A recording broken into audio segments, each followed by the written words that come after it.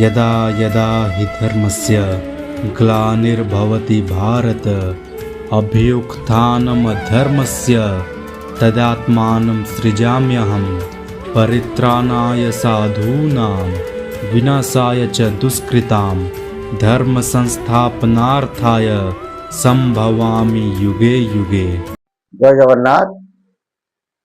आज छुआ आलोचना करवा बिरजा मंडल जल है कौन बिरजा मंडल जल आम कहून आग जीव किए सी बिरजा मंडल कहीं कह तुम मत आसवे कहीं आम देख आम जाऊ जाजपुर अनेक व्यक्ति कहते ये आध्यात्मिक लाइन व्यक्ति विशेष आम माँ को पाखे अच्छु आमर किसी असुविधा हम ना सेमती जगतसिंहपुर जो जाऊ सी से कहते आम माँ को पाखे अच्छु आमर किसी असुविधा हम ना से जाना कथा माँ माइप माटी किनिए खाती बांटी ना से जहाँ कह तो माँ से उग्र हो से कहार माँ हूँ संहारकारिणी माँ हूँ सहनशीलता माँ हूँ फिर उग्र रूपिणी माँ हूँ स्नेहमयी माँ हूँ कृपामयी तेणु मोरे आकार देले माँ मो कौन आकार कौन कैमेरा आगे कहबी पचर केतबेले कहबी कलिजुगर निदान होची मो अक्षर महापुरुष अच्युत कहते सन्थ भीम भोई से मो झेर गोटे गार रोचे आकार है माँ माँ रे माती माँ रे मालिका ना माँ रे मानस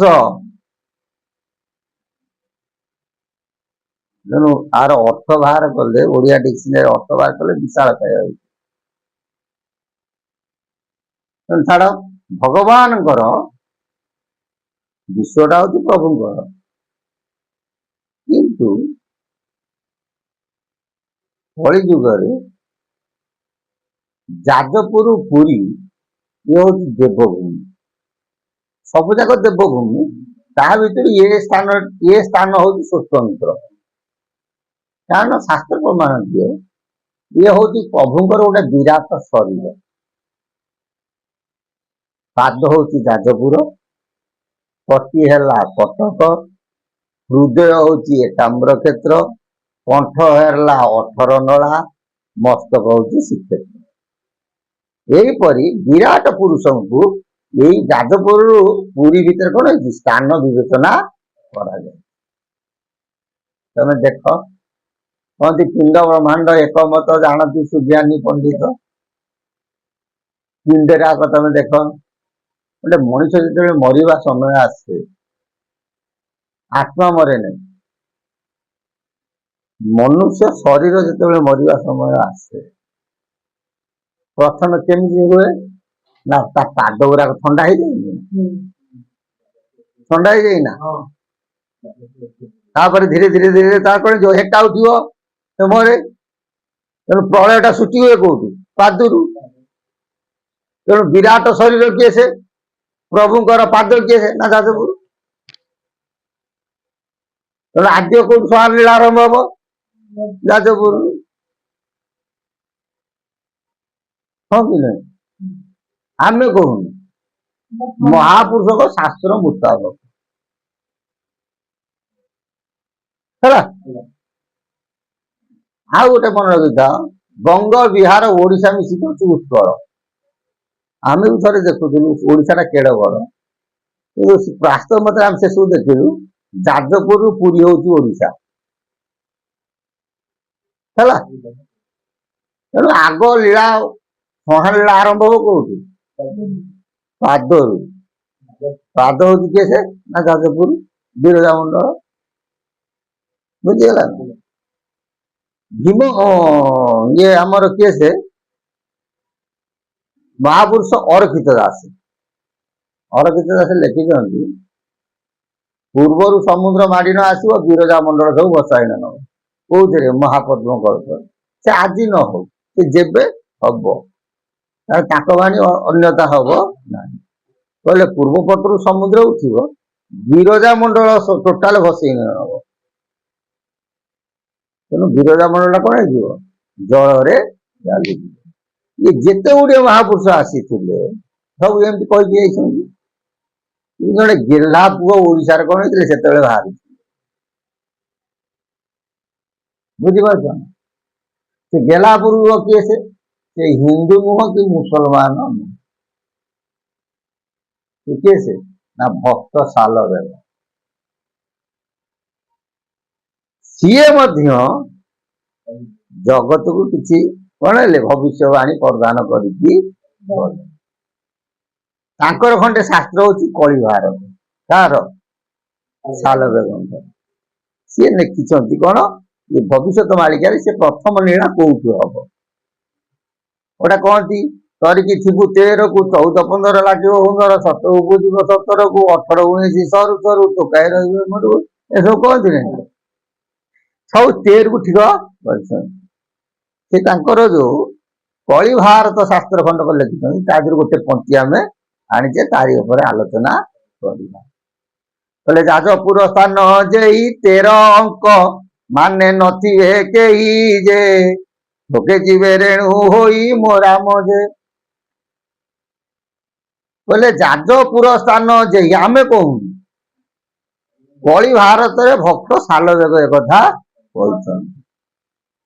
13 ଅଙ୍କ ମାନେ ନଥିବେ କେହି ଯେ 13 ଅଙ୍କରେ କେହି ରହିବେ ନାହିଁ ସମସ୍ତେ କହିଛି କିଏ ନା ଦୁଷ୍ଟ ସଂସାର ଦୁଷ୍ଟ ମାନେ ବିନାଶ ହେବେ କେତେ ଅଙ୍କରେ ନା 13 ଅଙ୍କରେ ଥୋକେ ଯିବେ ରେଣୁ ହୋଇଛେ ମୋ ରାମ ଯେ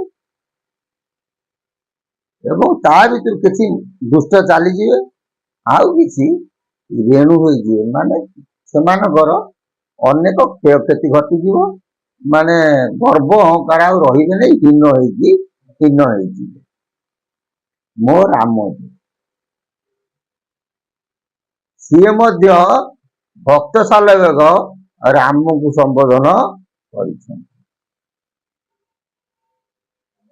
ଦେଖ ଭକ୍ତ ସାଲବେଗ ରାମକୁ କହିଛନ୍ତି ଛତିଆ ହାଡିବନ୍ଦ ଦାସ ରାମକୁ କହିଛନ୍ତି ସନ୍ଥ ଅରକ୍ଷିତ ଦାସ ରାମକୁ କହିଛନ୍ତି ଅଚ୍ୟୁତାନନ୍ଦ ମହାପୁରୁଷ ରାମକୁ ସମ୍ବୋଧନ କରି କହିଛନ୍ତି ତାହେଲେ ରାମ କିଏ କଣ ଗୋଟିଏ ସମୟ ଯାଇଥିଲେ ରାମ ହଉଛି କିଏ ତାକୁ ଚିହ୍ନିବାର ଅଛି ଏ ରାମକୁ ଯଦି ତମେ ଚିହ୍ନିବ ପ୍ରଭୁଙ୍କୁ ଜାଣିପାରିବ ପ୍ରଭୁ ନୁହଁ ମହାପୁରୁଷଙ୍କୁ ଚିହ୍ନି ପାରିବ ପୁଣି କଣ କହିଲେ ଆଜ୍ଞା ଦେଲେ ଭଗବାନ ମରିବେ ପାତକୀ ମେଳ 6 ଜନ ଯେ ତୁମ୍ଭେ ଥିବ ମୋର ସନ୍ନିଧାନ ମୋ ରାମ କିଏ କହୁଛନ୍ତି ଭକ୍ତ ସାଲବେଗ କହିଲେ ହେ ରାମ ତମେ ସେତେବେଳେ ମୋ ପାଖରେ ରହ ତାହେଲେ ସିଏ କୋଉ ରାମ ଯେତେବେଳେ ପ୍ରଭୁ ଆଜ୍ଞା ଦେବେ ମରିବେ ପାତକୀ ମେଳ 6 ଜନ ପ୍ରଭୁ ଯେତେବେଳେ ଆଜ୍ଞା ଦେବେ ଏ ଦୁଷ୍ଟ ମାନେ ସବୁ ସଂହାର ହେବେ ସେ ସମୟରେ ତମେ ମୋ ପାଖରେ ଥିବ ରାଜା ହେବେ ଭଗବାନ ଆନନ୍ଦେ ପାଳିବେ ସେ ପ୍ରଜା ଜନ ଯେ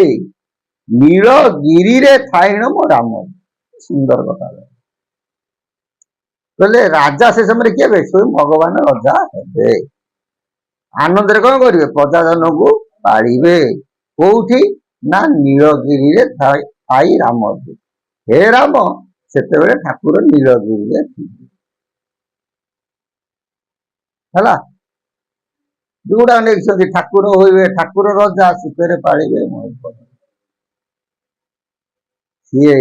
ଦାରୁ ଉପରେ ବିଦ୍ୟମାନ ହେଇଥିବେ ପୁଣି ନର ଦେହରେ ରଜା ହେଇକି ଜଗତକୁ ପାଳନ କରିବେ ପୁଣି କଣ କହିଲେ ଶ୍ରୀମୁଖ ବଚନ ଶୁଣ 14 ଅଙ୍କକୁ କଲେ ପ୍ରମାଣ ଯେ ମରିବେ କି ଦୁଷ୍ଟ ଜନ ମୋ ରାମ ଯେ। ହେଲେ 13 ଅଙ୍କରେ ବିରଜା ମଣ୍ଡଳରେ ଏହା ଘଟିବ, 14 ଅଙ୍କରେ ଦୁଷ୍ଟ ସବୁ କଣ ହେବେ? ସଂହାର ହେବେ। ସତ୍ୟରେ ପୃଥିବୀ ହେବ ସିନୀଳଗିରିକୁ ପ୍ରଭୁ ଆସିବ ଯେ, ପ୍ରଭୁ ଯିବେ ଗୁଣ୍ଡିଚା ନଭର ମୋ ରାମ। ତାହେଲେ ତା ଆଗରୁ ନୀଳାଚଳରେ ରଥଯାତ୍ରା ବନ୍ଦ ହେଇଯିବ ହେଲା। ସେ ପୁଣି ଫେରିବେ, ଫେରିଲା ସମୟରେ ସେଠୁ କଣ ହବ ନା ନୀଳଗିରିରେ ପୁଣି ଗୁଣ୍ଡିଚା ଯାତ୍ରା ହବ। ଠାକୁର ପୁଣି ଯିବେ କଣ ଗୁଣ୍ଡିଚା ନଭର, ମାନେ ମାଉସୀ ମା ଘରକୁ ପୁଣି। କହେ ସାଲ ବେଗ ହୀନ ସଂସାର ଜନ ହେ ସମସ୍ତେ ଶୁଣ ଯେ, ହେ ସଂସାର ବାସୀ ହେ ଜଗତ ବାସୀ ତମେ ମାନେ ଶୁଣ, ମୁଁ ସାଲ ବେଗ କହୁଛି। ରାଧା କୃଷ୍ଣ ପାଦେ କର ଧ୍ୟାନ ମୋ ରାମ। ସେ କହିଲେ ରାଧା କୃଷ୍ଣଙ୍କ ପଦରେ ତମେ କଣ କର ଧ୍ୟାନ। ତାହେଲେ କୋଉ ରାଧା କୋଉ କୃଷ୍ଣ? ଆମେ କହିଲେ ଇଆଡେ କଣ କହିଲେ, ଯେହି ରାଧା ସେଇ କୃଷ୍ଣ ଭଜ ଏକ କରି। ରାଧା ହେଲା ବେଳେ କଣ ଦୁଇଟି ମୂର୍ତ୍ତି ହେଲେ, ଦୁଇ ଅଙ୍ଗ ହେଇଗଲେ। କହିଲେ ରାଧା ଆଉ କୃଷ୍ଣକୁ ଏକ କର। ଦ୍ୱାପର ସେ ଖେଳ ସରିଗଲା, ରାଧା ରାଧା ବାଟରେ ଚାଲିଗଲେ, କୃଷ୍ଣ କୃଷ୍ଣଙ୍କ ବାଟରେ ଚାଲିଲେ। ବୁଝିପାରୁଛ? ହେଲେ ଚାଲିଲେ, ସେ ପୁଣି ଗୋଟିଏ ରୂପ ହେଇଗଲେ। ଲୀଳା ପାଇଁ ଦୁଇ ଭାଗରେ ବିଭକ୍ତ ହେଇଥିଲେ। ସେ ଯୋଉ ଗୋଟିଏ ରୂପ ହେଲେ, କହିଲେ ସେଇ ନାମଟାକୁ ତମେ ସେଇ ରୂପଟାକୁ ଚିନ୍ତା କର। ରାଧା କୃଷ୍ଣ ପାଦେ କର ଧ୍ୟାନ ଯେ। ରାଧାଙ୍କର 2ଟା ପାଦ, କୃଷ୍ଣଙ୍କର 2ଟା ପାଦ ହଉଛି 4ଟା ପାଦ ନା, କଣ 4 ପାଦକୁ ଧ୍ୟାନ କରିବାକୁ କହିଛନ୍ତି? 2 ପାଦ ନ ମିଶାଇ 1 ପାଦ ଧର ଧର ଶୂନ୍ୟ ମନ୍ଦିରେ ବିହାର। ତେଣୁ ରାଧା କୃଷ୍ଣକୁ ଏକ କର, ଗୋଟିଏ ରୂପ କର। ଯିଏ ରାଧା ସିଏ କୃଷ୍ଣ, ଯିଏ କୃଷ୍ଣ ସେଇ ରାଧା, ତାକୁ ଏକ କରିଦିଅ। ଯୋଉ ରୂପ ହେବେ ତମେ ତାଙ୍କ ପାଦରେ ଶରଣ ବସ, ଭବ ସଂସାର ତରି। ନହେଲେ ହରିଆ ହରିଆ ବୋଲ, ମାଗୁର ମାଟିକା ଝୋଲ, ଯୁବତୀ ନାଟିକା କୋଲ, ବେଟା ହରିଆ ହରିଆ ବୋଲ, ତାର କିଛି ମହତ୍ଵ ନଥାଏ। ରାଧାକୃଷ୍ଣଙ୍କୁ ଏକ କରି ତାଙ୍କ ପାଦ ତଳେ ଶରଣ ପଶିଲେ ଏ ଭବ ସଂସାର ତରିଯିବ। ଆନ ପଥ ନାହିଁ ବୋଲି ଏଠି ଭକ୍ତ ସାଲବେଗ କଳି ଭାରତ ଶାସ୍ତ୍ରରେ ଆମ ମାନଙ୍କୁ ଚେତନା ଦେଇଛନ୍ତି। ଆମେ ମାନିଲେ ଭଲ, ନ ମାନିଲେ ଭଲ, ଯିଏ ଯାହା କରିବ ସେଟା ପାଇବ। ଜୟ ଜଗନ୍ନାଥ, ଜୟ ଜଗନ୍ନାଥ, ଜୟ ଜଗନ୍ନାଥ।